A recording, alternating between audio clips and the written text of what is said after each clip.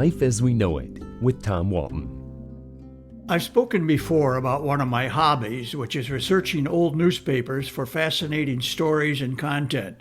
When I say old newspapers, I'm not talking about a Toledo Blade from last June or a New York Times from 2 years ago.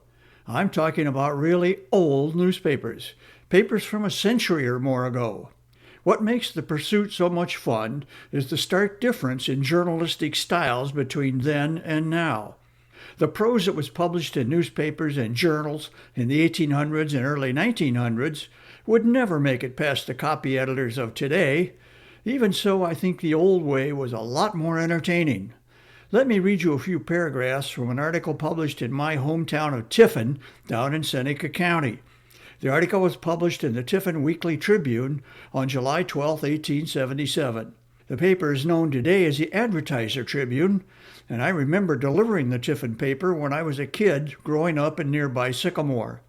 Here's what the Weekly Tribune published in 1877, and I'm reading verbatim here. Since the Murphy movement has been in progress here, there has been no disorderly conduct, no hideous night yells, no arrests for drunkenness or other cause. All is peaceful and harmonious. McCutcheonville was formerly noted as a hard place, but now it is distinguished for its quiet, industrious, inoffensive inhabitants. The temperance movement has certainly done a great work here. The Murphys here now number about 400, which we think challenges comparison with any town of the same number of people in the state. Meetings are held every Wednesday evening. There seems to be no relaxation of vigor and earnestness in the work here." End quote.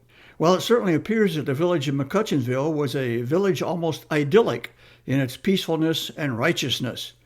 But let me also share a report from the same Tiffin newspaper 2 months earlier in May of 1877. The article reported on the growing enthusiasm in the community for the temperance movement inspired by Francis Murphy and his followers in the National Christian Temperance Union.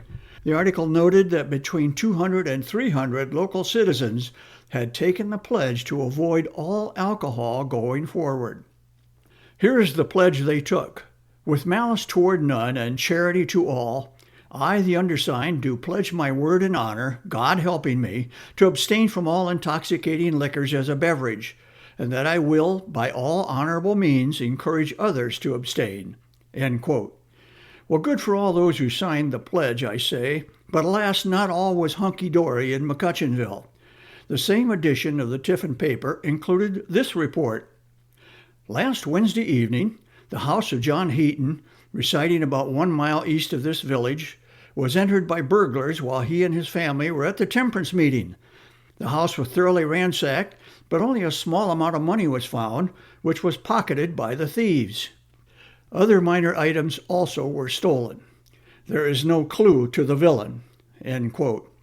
It's a sad tale, and I would understand perfectly if the trauma of the robbery sent Mr. Heaton to the nearest tavern for a shot of their best hooch. If so, he probably regretted taking the pledge of total abstinence in the first place. Life as We Know It is written and hosted by Tom Walton and is a production of WGTE Public Media. Life as We Know It with Tom Walton can be heard on WGTE FM 91 every Monday afternoon during All Things Considered at 5:44 p.m. or hear past episodes at wgte.org/life.